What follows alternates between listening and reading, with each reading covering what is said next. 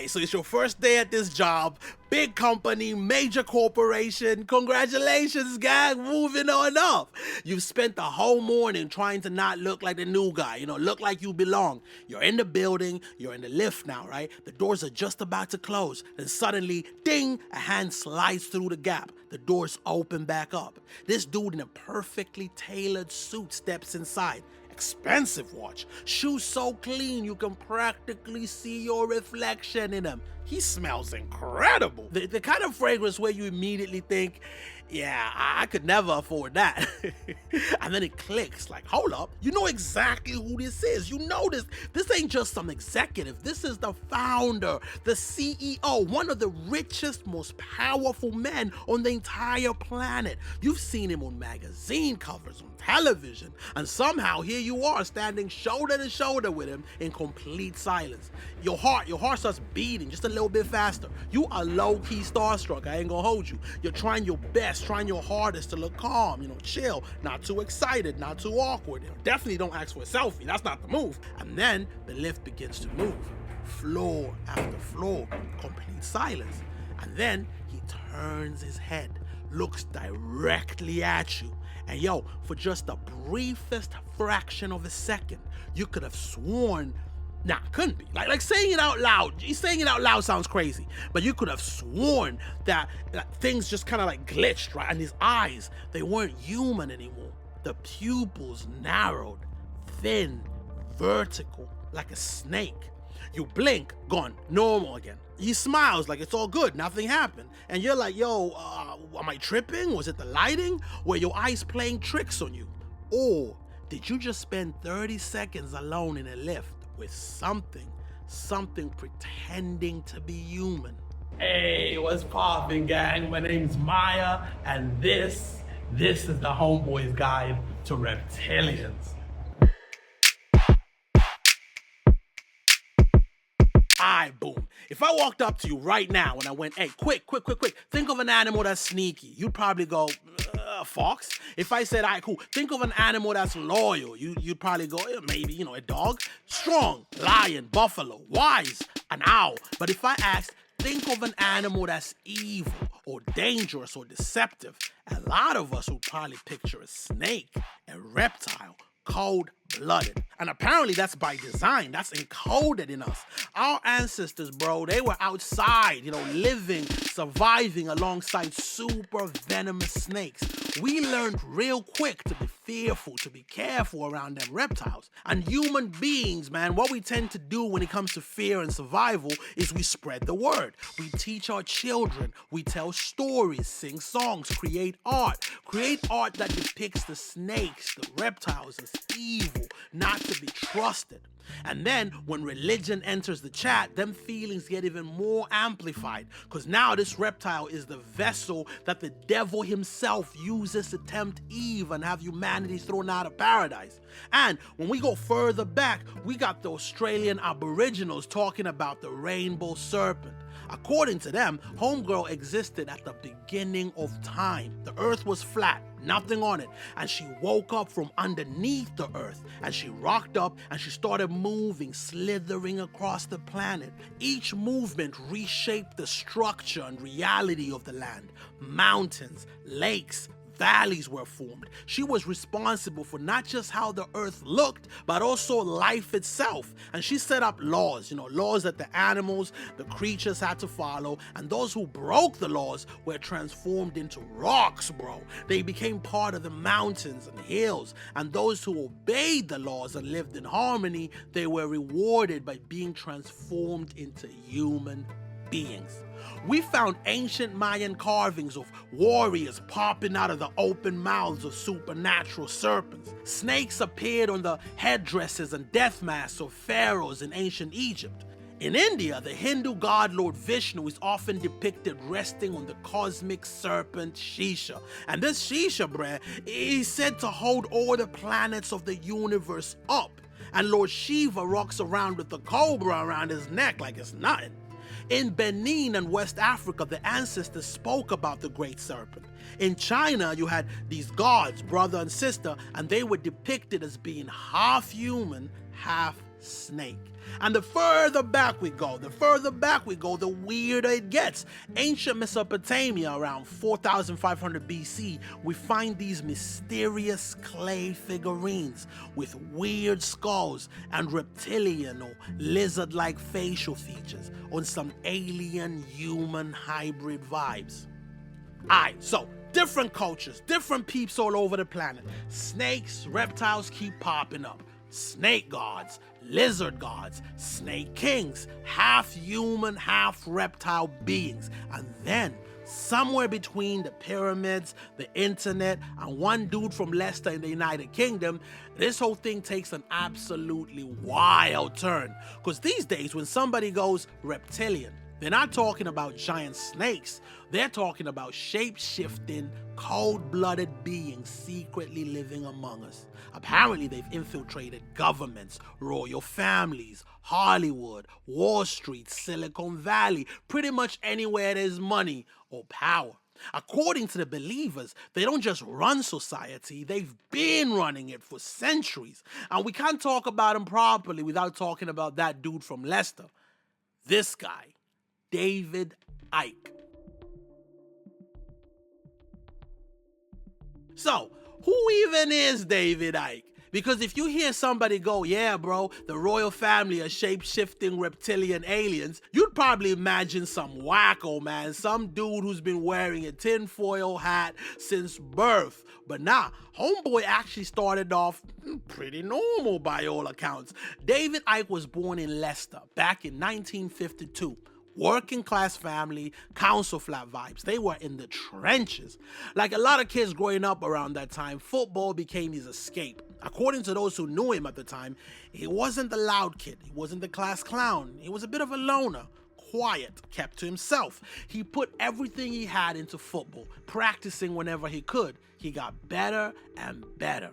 He got signed by Coventry City, while still a teenager. So he's out here, man, living the dream. Professional footballer, stadiums, crowds. But then at 21, he got arthritis, man. It cooked his joints. It was a wrap. And yo, we all know somebody that was a beast. That was a beast in a sport. Like, they could have been a contender. And then they got that injury. And yo, it's depressing when you hear him talk about it. What could have been. But yo, shout out to David Icke, because he pivoted. He pivoted into sports journalism. He got his grind on, worked his way up, and he actually landed a gig at the BBC. Homeboy was on national television, bro. Millions of people knew his face. He interviewed athletes, presented major sporting events. For years, he was known as just the football guy off the telly. But then sometime during the 1980s, things started changing. He'd been living with arthritis for years at this point, suffering. So he started looking outside conventional medicine, alternative therapies and that, spirituality, meditation. And then in 1980, he met a psychic called Betty Shine. And according to David, that meeting changed his life forever. She told him he wasn't here by accident, that he'd been put on earth for a special purpose, and that messages from the spirit world would eventually come through him. Now, okay, whether you believe that or think that is complete nonsense, this is the moment that David Icke says changed everything. Because after that, his worldview started transforming with a quickness. He got involved in green politics, started talking about consciousness, spirituality, energy. And then in 1991, he walked onto one of the biggest TV shows in Britain. He sat opposite Terry Wogan and basically told the entire nation that he was receiving spiritual messages and that massive changes were coming to humanity. And yo, this was before streaming, so millions of people in the UK watched TV. They watched this man sit there and say, hey, I'm receiving spiritual messages, massive changes are coming to humanity, I've been sent to give us a warning. And everybody watching collectively laughed at this man, okay? Everybody roasted him. There were memes being created before memes were even a thing. He was in newspapers, TV, radio. Comedians were having a field day. Everybody was cracking jokes at his expense. Overnight, this respected BBC presenter became the punchline of the entire country. Now, here's my thing, right? Every time I hear a story of someone claiming, the aliens or spirits spoke to them, it makes me wonder, like, what would I do? Like, if I genuinely had an encounter with a supernatural being, like when I was editing the Angels video, the Homeboy's Guide to Angels, in the reflection in my monitor, I saw something like move from left to right, like a bright, and I turned around, right? Nothing. And of course I can rationalize it or whatever. But imagine, right? Imagine if I turned around and there was just some humanoid there, okay? Some humanoid type, creature that defied all logic. And it was like, hey, Maya, we have a message for humanity and we want you to deliver it. I don't know. I don't know if I'd be the guy going on interviews trying to spread the word. Because nobody would believe me, bro, right? I'd get clowned, called a grifter, called crazy. And the people that would believe me, most of them would be unhinged, right? So, listen, if there are any reptilians, aliens in disguise, supernatural beings, people from parallel universes, if there are any of you watching my videos, I appreciate you. Please like and subscribe. But please do not rock up to me with messages for humanity. Because I am not ready. I am not ready to be put in that position, bro. Alright, so everyone in the UK is clowning this man. Most peeps would have disappeared after that, never shown their face again. But David, he did the exact opposite thing. He doubled down, started writing books, questioning governments, questioning history, questioning religion, questioning literally everything, throwing around crazy theories. And over the next decade, all those ideas, they eventually evolved and morphed into the theory he's most famous for today, the one about reptilians. So, reptilians, what's going on? What's the theory? What did these mans believe? So, apparently we got these highly intelligent reptilian humanoids. Like, intellectually, they are levels above humans. Now, because of their high intelligence and strategizing, they mostly position themselves in places of power and authority. The best way to think about it is this. You, me, and a few other human beings, we find ourselves on a different planet. We have the ability to shapeshift and look like the people on that planet. So we look like them, but we have superior intellect compared to them. We have a more advanced understanding of how things work. So naturally, some of us are gonna go, hey, me and my family, we're gonna rule over this kingdom, right?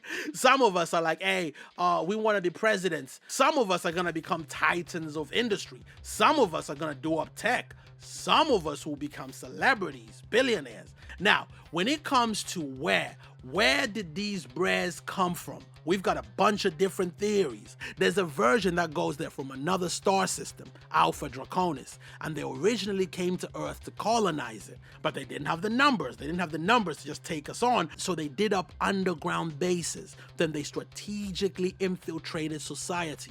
Some versions say they've always been on Earth, way before humans. Some believers think there are thousands of them scattered all across the world. Others think there's only a few handful left. Some talk about them being psychic. Some think they feed off negative emotions. So apparently the reptilians use super advanced technology, a kind of mental projection. They cast a holographic matrix over their true appearance. So when we look at them, they look like a regular dude. But the technology, it's not perfect. It sometimes glitches, right? And when that happens, for like a millisecond, you can see like reptilian eyes, like the blinking vertical pupils, or the skin distorts and you can see the scales. People would pause during these moments on TV or whatever and go, look at that. And the counter argument was, hey, it's just a technical glitch with the camera or whatever. The thing's been edited after the fact. Of course, now they just go, hey, it's AI. But you would believe us watching live TV waiting for the glitches to pop up. Some of the peeps, they don't believe in the holographic thing. They believe the reptilians possess existing humans, taking over their consciousness and physical forms entirely. Yo, listen, I don't want want to break up the flow of the video or nothing. I just wanted to say, if you're watching the video, shout out to you, okay? We're doing up a deep dive, and I know people's attention spans ain't built like that no more. I know that. So I just wanted to take a quick moment to say thank you. Please give the video a like so the algorithm can be like, yo, let's blow this up. Oh, and real quick, I'm gonna put a link in the description. If you're feeling generous, okay, if you're balling, hook a brother up, okay? Hook a brother up, because I'm in the trenches over here. Listen, hook a brother up so I can do this full time, so I can do up rent, bills, and have enough bread left over to get an editor on board, you know what I'm saying? Get a team popping so I can crank up the quality and the quantity, you feel me? I appreciate you. Back to the video. Another thing that they more or less agree on is the levels, okay? They agree on the fact that not all the reptilians are built the same. You got like a hierarchy thing, right? Like you got these hybrid bloodlines, right? So some of the world's most powerful families, they're not 100% pure reptilian. Instead, they are human reptilian hybrids. They believe that thousands of years ago, some reptilians hooked up with female human beings. The Sumerians talk about their gods, the Anunnaki, and how they altered human DNA. And then, you know, in the Bible, in Genesis, and in the book of Enoch, when they talk about fallen angels, the sons of God breeding with the daughters of men to create a race of giants called the Nephilim. The idea is the sons of God were a group of reptilians who hooked up with earth chicks and had these human reptilian hybrids, which explains why royal families and dynasties, they're obsessed about who they marry. It's about the bloodline, trying not to dilute that reptilian DNA. Now, what could have been a little fringe theory explodes when the internet decides to do what the internet does best. Now, remember, this was before AI videos, right? It was when people were a little bit more open to trust what they saw with their own eyes. And yo, around the mid-2000s, YouTube's popping, and it wasn't just David Icke standing on a stage in a tracksuit trying to convince people, okay? Now every single person with a laptop and a dial-up connection became a truth seeker. We're talking millions of people sitting in their bedrooms late at night doing the most. See, while the rest of us were watching music videos, cat compilations, these legends were watching live news broadcasts, press conferences, award shows, and they were waiting, just hovering their mouse over that pause button, waiting for the glitch. And then they post it with unhinged titles like, "Proof! Pop star glitches on live TV, 100% real." And the video, man, the video is just footage of some celebrity giving an interview. The quality is generic, you know, blurry, looking like it was filmed on a toaster or whatever. But then they slow it down, frame by frame. They zoom in until it's just a massive pile of pixels, right? And then they put a big bright red circle around the person's face. And they're like, look, look right there. Look at the left eye. And yo, because the video compression is doing up backflips, for like 1 millisecond, the eye looks slightly green or the pupil looks a bit vertical. And logically, you're like, get out of here, man. But a little part of you is like, it does look a little sus. And then the comment section goes absolutely mental. Like, yo, I knew the holographic matrix is failing. They forgot to update the software.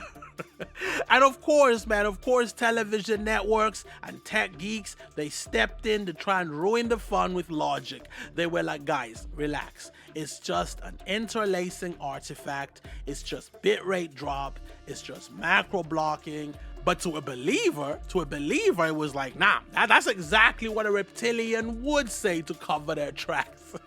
And listen, I get it. It's kind of like when people would report seeing UFOs, right? And sometimes it was genuinely a weather balloon. And officials would come out with pictures of the weather balloon and they'd say, hey guys, it was a weather balloon. But then, other times, it wasn't a weather balloon, okay? Those officials, they now had that weather balloon excuse to fall back on. And that's how it felt for these guys. Like, yeah, maybe 1 or 2 of the videos were just a technical camera error or whatever. But that excuse was now being used to cover up everything. And to them, they saw the mask slipping and officials trying to cover it up. But look, if we look at all of this, the history of snakes, reptiles, the ancient hybrid bloodlines, the glitchy holographic tech on live TV, it still leaves us with two massive gaping questions. The first question is, why? Why? Like, what do a bunch of super intelligent interdimensional lizard humanoids actually gain from running a bank, being a pop star, a rapper, or managing a political party on Earth? Like, is it just for the vibes? Are they just stuck on Earth, bored, and they're like, hey, we might as well drop this single and get some baddies to throw it back in a circle? Is it the money? Is it the power? like we touched on this before. Like, it's what we do if we were in their shoes, right? But according to the deep lore believers, it's way darker than that. Way darker. They are here to feed. They are harvesting an emotional energy called Loosh.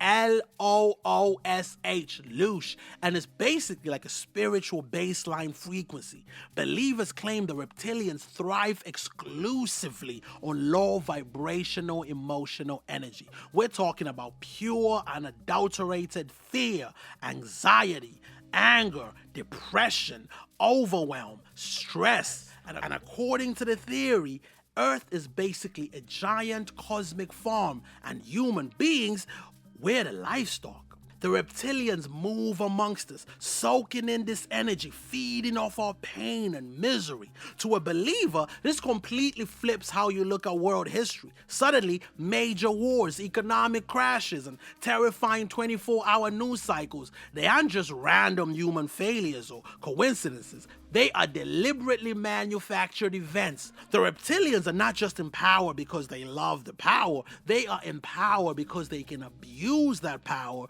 to keep the masses unhappy. They're not celebrities just because they want to be famous. They are celebrities because they can influence people. They are not into tech just because they want to advance humanity's progress. They're trying to keep that kid glued to a device, keep them from using their imagination and creating joy. They're trying to keep the masses disconnected, move real face-to-face dating onto the apps. They are in politics, banking, housing, making sure the cost of living is cooked, making sure the gap between poverty and middle class gets wider. The hybrid lizard people's purpose isn't just to enjoy the wealth and status, it's to serve as a constant reminder of what you don't have because you weren't born into it. And yo, doesn't that make you mad? Doesn't it make you jealous? Doesn't that make you feel hopeless, like life is unfair and pointless? It's that energy, bro, that energy that they feed on, and it's delicious to them. It energizes them, excites them. Now, hold up. Let's forget David Icke for a second. I forget YouTube, forget celebrities, forget conspiracy theories. Let's ask a completely different question. Could an intelligent reptilian species ever exist? Like, actually? Because if we're being honest, man, life on Earth has already done some absolutely ridiculous stuff. Dinosaurs were in charge. They ruled the planet for around 165 million years. 165 million. Human beings? We've only been around for roughly 300,000 years. We are basically the new kids on the block, right? Think about that. If that asteroid never showed up, would some branch of the dinosaurs have eventually become intelligent? Nobody knows. But if life exists elsewhere in the universe, which we can assume it does because of the vastness of the universe, who's to say evolution has to keep favoring the mammals? Maybe somewhere out there really is a civilization of highly intelligent reptilian beings. Not because David Icke said so, not because somebody paused a blurry YouTube video, but because the universe is unimaginably huge. And evolution, it doesn't have to follow Earth's script. That I think is a much more interesting question, right? Speaking of questions, the last question we are left with, the last question is, why do some people legitly believe this stuff? Like, unironically believe that there are reptilians living amongst us, despite the memes and the people mocking them, pointing fingers. Why do they still believe in this? Hey, yo, I'm not one of those people that will ever make fun of anybody for believing in something, okay? As long as you're not hurting other people or yourself or being hateful, it's all good. In fact, I find it fascinating because most of the times it takes so much mental gymnastics, justifications to explain things away and just carry on believing. If you're a believer or curious, I want my channel to be a safe space for you. Feel free to holler at me in the comments. I'm down for respectful debates and conversations, but if anybody comes for you in my comments like, hey, you're dumb for believing that, I promise you that joint's getting deleted. This is a safe space. We don't play that over here. I say all of that to say, when I ask the question, why do people believe this stuff? I'm not trying to throw any shade. I'm just trying to understand. Now, from a scientific perspective, our brains are brilliant at finding patterns, okay? Think about it. You're walking through the jungle hundreds of thousands of years ago. You see something moving in the grass. Now, maybe it's just the wind, or maybe it's a snake. If you assume it's the wind and you're wrong, game over.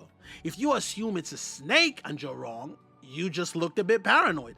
Evolution doesn't reward the brave. It rewards the people who survive. So our brains became ridiculously good at spotting danger. Sometimes a little too good. We see faces in clouds, faces in the darkness. We look at tragedy, we look at the unexplained, at the random, and our brain tries to make it make sense. Our brains hate randomness. They'd rather invent a pattern than accept there isn't one. And once you've become convinced of something dope happens. Your brain, it starts collecting evidence. Every weird blink, every awkward smile, every strange pause during an interview, it gets filed away as, see, I told you. And every clip that doesn't support that theory, you barely even notice it. Psychologists call this confirmation bias. We all do it, every single one of us, not just conspiracy theorists. Football fans do it, investors do it, parents definitely do it. Once you've decided something is true, our brains become surprisingly good at defending that belief, even when new evidence turns up. Which means if somebody already believes that the world is secretly run by reptilians, no amount of camera experts, compression explanations, software engineers is likely to change their mind, because to them, those explanations are just part of the cover-up. And I ain't gonna hold you. In a way, I am glad those people are out there. People who are able to ask questions the rest of us are not asking. Because if there's even the tiniest possibility that they're right, when it all kicks off, after they do the whole I told you so dance, they'll be able to fill us in on what we are actually dealing with. Alright, so that was the video. Thank you guys so much for watching. Please give it a like. If you haven't subscribed, please do. And I'm gonna have a link at the bottom. If you're feeling generous, you know what I'm saying, or you got it like that, please help a brother out. I'm out here in the trenches. Listen, I'm trying to do more of this. I'm trying to make it the main thing. And yo, your help really means a lot. I appreciate you. Yo, I'm gonna be back with the next joint. Till then, you take care of yourself, fam, cause I love you.